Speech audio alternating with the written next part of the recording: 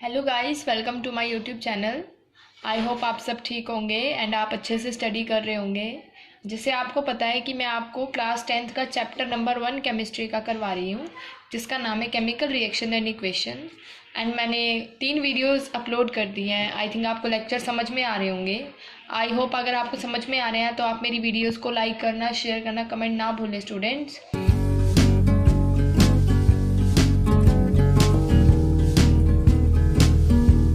Okay, तो मैंने last video में आपको क्या बताया था, टाइप ऑफ रिएक्शंस के बारे में बताया था। क्या बताया था मैंने? Type of reaction. कितने टाइप्स के रिएक्शन थे? हमने 4 टाइप्स पढ़े थे। नंबर 1 था उसमें कॉम्बिनेशन, नंबर 2 मेरा डिकम्पोजिशन, नंबर 3 मेरा डिस्प्लेसमेंट एंड नंबर 4 मेरा क्या था? Double displacement. सो स्टूडेंट, मैंने कल आपको कॉम्बिनेशन एंड डिकम्पोजिशन कराया है। जिन स्टूडेंट्स ने वीडियो देख ली है उनको पता लग गया होगा कि हम 2 रिएक्शंस के बारे में डिस्कस ऑलरेडी कर चुके हैं प्रीवियस वीडियो में। तो आज हम पढ़ेंगे डिस्प्लेसमेंट एंड डबल डिस्प्लेसमेंट के बारे में। तो displacement reaction, displacement and double displacement reaction समझने के लिए पहले आपको रिएक्टिविटी सीरीज ऑफ मेटल, क्या टॉपिक का नाम बता रही हूँ मैं? रिएक्टिविटी सीरीज ऑफ मेटल के बारे में पता होना चाहिए। ठीक है, सीरीज क्या होता है कि उनको या तो असेंडिंग ऑर्डर में लगाना है या डिसेंडिंग ऑर्डर में। तो हम मेटल्स को मेटल्स की जो रिएक्टिविटी है उनको सीरीज में अरेंज करके बताएंगे कि किसकी ज़्यादा रिएक्टिविटी है, किसकी कम रिएक्टिविटी है। तो वो होती है हमारी रिएक्टिविटी सीरीज ऑफ मेटल को उनकी रिएक्टिविटी के अकॉर्डिंग उसकी सीरीज में लगाना, वो हमारा क्या कहलाता है? Reactivity series of metal. अगर पेपर में क्वेश्चन आता है तो आप इसको कैसे डिफाइन करेंगे? It is the arrangement of metal in decreasing order according to their reactivity। समझ आ ही गया होगा मैं क्या बताना चाह रही हूँ कि मेटल्स को अरेंज करना उनके डिक्रीजिंग ऑर्डर में। तो जो हमारा सबसे पहला होगा वो सबसे हाई रिएक्टिव होगा और जो हम सबसे लास्ट होगा वो हमारा लीस्ट रिएक्टिव होगा। उनको डिसेंडिंग ऑर्डर में लगाना ताकि हम उनको उनकी रिएक्टिविटी के अकॉर्डिंग अरेंज कर सके, वो हमारी होती है रिएक्टिविटी सीरीज ऑफ मेटल। तो अब आप इसको रिएक्टिविटी सीरीज ऑफ मेटल को याद करना पड़ेगा। मैं आपको राइट डाउन करवा देती हूँ। तो स्टूडेंट्स, ये हमारे पास सीरीज है KNaCAMgAl Zn Fe Sn Pb H2 Au Hg Ag Au Pt। तो स्टूडेंट्स, मैं आपको बताती हूँ कि क्या है मेरा? पोटेशियम। क्या है मेरा? के पोटेशियम। फिर होता है मेरा सोडियम, फिर आएगा मेरा कैल्शियम, फिर आएगा मेरा मैग्नीशियम। आई होप आपने इन सब एलिमेंट्स के बारे में क्लास 9th में जब आपने 1 से 20 एलिमेंट्स लर्न करे होंगे तो पढ़ लिया होगा। Al किसका सिंबल होता है? एल्यूमिनियम का। Zn मेरा जिंक होता है, Fe मेरा आयरन होता है, Sn मेरा टिन होता है, Pb मेरा लेड होता है, H हमारा कॉमन है, हाइड्रोजन है जो कि हमारे एटॉमिक नंबर में सबसे पहले आता है, Cu मेरा कॉपर है, Hg मेरा मरकरी है, Ag मेरा सिल्वर है, Au मेरा गोल्ड है और Pt मेरा प्लेटिनम है। तो मैंने आपको क्या बताया था रिएक्टिविटी सीरीज ऑफ मेटल की डेफिनेशन की? जो हमारा डिक्रीजिंग ऑर्डर में हम मेटल्स को अरेंज करते हैं उनकी रिएक्टिविटी के अकॉर्डिंग, वो हमारी रिएक्टिव सीरीज होती है। इससे पता लगता है जो हमारा के है वो हाईली रिएक्टिव होगा और जो हमारा पीटी है मतलब प्लेटिनम है वो लीस्ट रिएक्टिव होगा। और हाइड्रोजन से ऊपर वाले हाईली रिएक्टिव होते हैं और हाइड्रोजन से नीचे वाले लेस रिएक्टिव होते हैं। हमने इनको किसके अकॉर्डिंग अरेंज कर रखा है? डिक्रीजिंग ऑर्डर में। और अगर हम इसको लेके ऊपर से नीचे पढ़ेंगे तो वो इंक्रीजिंग ऑर्डर हो जाएगा। इंक्रीजिंग में सबसे छोटा हमारा प्लेटिनम मतलब सबसे लीस्ट रिएक्टिव, फिर उससे ऊपर और सबसे ऊपर भी हमें क्या दिखाई देगा? पोटेशियम। तो इसको याद करने का तरीका क्या है? कान्हा क्या मांगेगा आलू जीरा, लोहे के टीन में पिएगा हाइड्रोजन, कुछ होगा चांदी सोना प्लेटिनम।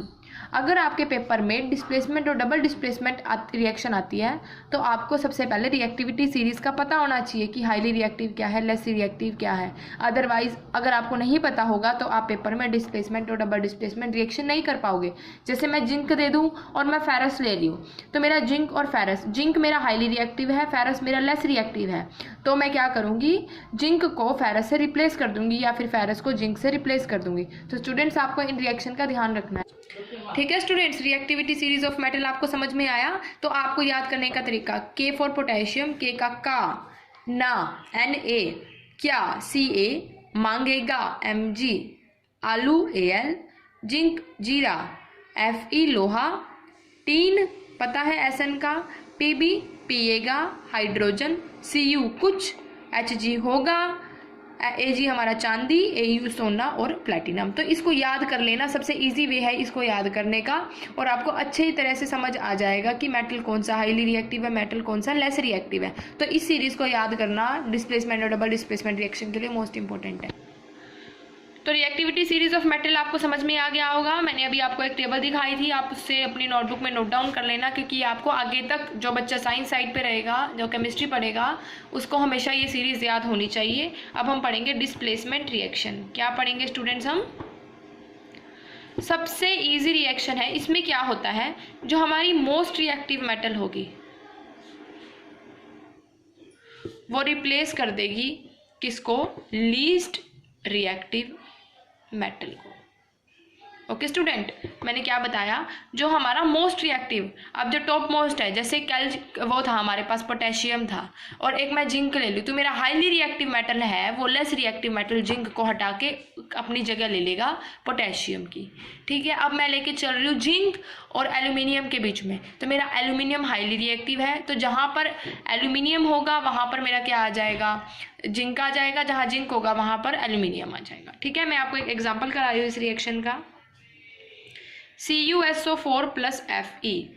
ठीक है स्टूडेंट्स, Cu मेरा SO4 क्या है? कॉपर सल्फेट, मेरा किससे रिएक्ट कर रहा है? आयरन से। अब मैं देखो, कान्हा क्या मांगेगा? आलू जीरा, लोहे के टीन में पिएगा हाइड्रोजन, कुछ होगा चांदी सोना प्लेटिनम। मैंने आपके आगे दोबारा रिएक्टिविटी सीरीज को राइट डाउन कर दिया है। अब मैंने क्या बताया था, हाइड्रोजन हमारा सेंट्रल है, इससे ऊपर मोस्ट रिएक्टिव है, इससे नीचे लीस्ट रिएक्टिव है। अब देखो मेरा Cu है और Fe है। ठीक है, रिएक्शन प्रोसीड हो। Cu मेरा मेटल है और यहाँ पे मेरा फेरस मेटल है, मतलब आयरन मेरा मेटल है। तो मैं क्या कर रही हूँ, अब मैं चेक करूंगी कि मेरा आयरन ज़्यादा रिएक्टिव है या मेरा कॉपर ज़्यादा रिएक्टिव है। तो मेरा आयरन मुझे ज़्यादा रिएक्टिव दिखाई दे रहा है, तो हमारी स्टेटमेंट क्या कहती है, जो मोस्ट रिएक्टिव होगा वो लीस्ट को हटा देगा। तो मोस्ट मेरा Fe है, तो Fe किसकी जगह ले लेगा? Cu की, और मेरा Cu अलग हो जाएगा। तो रिएक्शन ने क्या बताया, most reactive metal replace the less reactive metal. एक AgNO3 प्लस Fe। अब हम इसमें चेक करेंगे हमारी क्या रिएक्शन होगी। तो मेरा यहाँ पर एक Ag है मेटल, एक Fe है, तो मेरा Ag कहाँ है? ये रहा, और ये रहा मेरा Fe। तो कौन सा ज़्यादा रिएक्टिव है? Fe ज़्यादा रिएक्टिव है, तो Fe किसकी जगह ले लेगा? FeNO32 plus Ag। इस रिएक्शन को बैलेंस करना बहुत इंपॉर्टेंट है। सीख चुके हो, फेरस का 1 दिखाई दे रहा है रिएक्टेंट में, प्रोडक्ट में। NO3 की ट्वाइस है, लेकिन यहाँ NO3 की 1 है, तो NO3 की मैं क्या कर दूंगी? ट्वाइस कर दूंगी। अब मेरा Ag भी बढ़ गया, तो Ag की मैंने कर दी ट्वाइस। रिएक्शन साथ में बैलेंस हो गई। मैं एक एग्जाम्पल और लेके चल रही हूँ, FeSO4 प्लस Zn। अब हम देखेंगे कौन ज़्यादा रिएक्टिव है। तो Fe मेरा लीस्ट है, किससे? जिंक से, तो जिंक किसकी जगह ले लेगा? Fe की, और मेरा क्या निकल जाएगा? Fe least metal. ठीक है स्टूडेंट्स, बहुत ईजी है ये रिएक्शंस, मैंने आपको 3 एग्जाम्पल करा दिए हैं। एक और बता देती हूँ, PtSO4 प्लस Ag। तो मेरा Pt और Ag में कौन ज़्यादा रिएक्टिव है? Ag है, तो Ag किसको रिप्लेस कर देगा? प्लेटिनम को। तो स्टूडेंट्स आपको समझ में आ गया होगा डिस्प्लेसमेंट रिएक्शन मेरी क्या बता रही है। जो मोस्ट रिएक्टिव होगा वो लीस्ट रिएक्टिव को रिप्लेस कर देगा, और आपको ये चीज़ भी पता लगी होगी कि रिएक्टिविटी सीरीज का हमें याद होना बहुत इंपॉर्टेंट है। अगेन रिपीट कर रही हूँ, इसे आपको भी याद हो जाएगी बार बार सुनने से। कान्हा क्या मांगेगा? आलू जीरा, लोहे के टीन में पिएगा हाइड्रोजन, कुछ होगा चांदी सोना प्लेटिनम। ओके स्टूडेंट्स, तो अब आप इस रिएक्शन को भी बोलो ताकि आपको भी अच्छे से याद हो जाए। एंड पेपर में अगर ये रिएक्शन आपको याद नहीं, ये वाली रिएक्टिविटी सीरीज आपको याद नहीं होगी तो आप पेपर में रिएक्शंस, डिस्प्लेसमेंट और डबल डिस्प्लेसमेंट को एक्सप्लेन नहीं कर पाओगे। ठीक है स्टूडेंट्स, आई होप आपको डिस्प्लेसमेंट रिएक्शन समझ में आ गई होगी। अब हम करेंगे डबल डिस्प्लेसमेंट रिएक्शन। कौन सी रिएक्शन करेंगे? Double displacement reaction. देखो मैंने आपको ब्रीफली पहले भी मीनिंग बताया था। डिस्प्लेसमेंट रिएक्शन में हमारी मेटल चेंज होती है और डबल डिस्प्लेसमेंट में क्या होता है? आयंस और सब्सटेंस एक्सचेंज देयर पोजीशन। यहाँ पर कोई लीस्ट और मोस्ट का चक्कर नहीं है। यहाँ पर जो सब्सटेंस होंगे वो अपनी पोजीशन को क्या कर लेंगे? एक्सचेंज कर लेंगे। इस रिएक्शन में क्या होगा? सब्सटेंस एक्सचेंज करेंगे पोजीशन को, मेटल एक्सचेंज नहीं करेंगे। कंफ्यूज नहीं होना, क्या है? कौन एक्सचेंज करेगा अपनी पोजीशन को? सब्सटेंस, ना कि मेटल। तो मैं एग्जांपल लेके चल रही हूँ, BaCl2 प्लस Na2SO4। अब मेरा बेरियम और Na तो मेटल्स है, तो एक्सचेंज कौन करेगा? क्लोरीन और सल्फर। सल्फर की जगह सल्फेट की जगह तो क्लोराइन आ जाएगा, क्लोराइन की जगह सल्फेट। तो क्या बनेगा? BaSO4 plus Na2NaCl। Okay students, अब आपको इसको बैलेंस भी करना है। तो क्या बताया मैंने? BaCl2 plus Na2SO4। Metals exchange नहीं करेंगे, हमारे सब्सटेंस एक्सचेंज करेंगे। सेकेंड एग्जाम्पल में क्या लेके चल रही हूँ? PbNO3 की ट्वाइस प्लस Ki। तो मेरा क्या बनेगा? मेरा मेटल है, Pb मेरा मेटल है, तो सब्सटेंस एक्सचेंज करेंगे तो Pb के साथ I आ जाएगा, मतलब आयोडीन, और K के साथ NO3 की ट्वाइस। थर्ड एग्जाम्पल में लेके चल रही हूँ, PbSO4 प्लस Ki। तो मेरा क्या बन जाएगा? PbI plus K2SO4। Okay students, कोई कन्फ्यूजन तो नहीं है आपको रिएक्शन समझने में? डबल डिस्प्लेसमेंट और डिस्प्लेसमेंट में क्या ध्यान रखना है? डिस्प्लेसमेंट में हमारा मेटल एक्सचेंज होगा और डबल डिस्प्लेसमेंट में हमारा आयन एक्सचेंज होगा। अब मैं आपको होमवर्क के लिए 5 से 6 रिएक्शन दूंगी एंड आपको उसको आइडेंटिफाई करना है कि वो कॉम्बिनेशन है, डीकम्पोजिशन है, डिस्प्लेसमेंट है, डबल डिस्प्लेसमेंट है। ये आपका होमवर्क होगा घर के लिए। अभी मैं आपको राइट डाउन करके दूंगी। ठीक है स्टूडेंट्स, जो डबल डिस्प्लेसमेंट रिएक्शन होती है, डिस्प्लेसमेंट रिएक्शन होती है, उसे हम क्या कहते हैं? प्रेसिपिटेशन रिएक्शन भी कहते हैं। अगर पेपर में आता है प्रेसिपिटेशन रिएक्शन तो कंफ्यूज नहीं होना, वो डबल डिस्प्लेसमेंट ही होती है। प्रेसिपिटेशन रिएक्शन क्या होती है? इन विच वाइट प्रेसिपिटेट्स आर फॉर्म्ड। हमारे क्या बनते हुए दिखाई देते हैं? हमें वाइट प्रेसिपिटेट बनते हुए दिखाई देते हैं।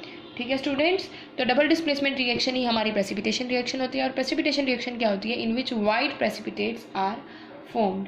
ठीक है स्टूडेंट्स, तो जितनी भी डबल डिस्प्लेसमेंट रिएक्शन होगी उसमें ज़्यादातर हमारे कैसे फॉर्म होंगे? हमारे वाइट प्रेसिपिटेट्स फॉर्म होंगे। ओके स्टूडेंट्स, तो डबल डिस्प्लेसमेंट भी हमारी प्रेसिपिटेशन है। अब आपको समझ में आ गया होगा। अब मैं आपको होमवर्क दे रही हूँ, you have to identify the reaction.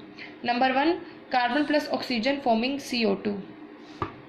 Number 2, FeSO4 plus Zn give ZnSO4 plus Fe। Third reaction मैं आपको दे रही हूँ, CaCO3 gives CaO plus CO2। Number 4 में आपको दे रही हूँ NaCl, इलेक्ट्रिसिटी प्रोवाइड करा रहे हैं हम, Na plus Cl2। Number 5 reaction में आपको दे रही हूँ BaCl2 प्लस K2SO4, मेरा बन रहा है BaSO4 प्लस KCl।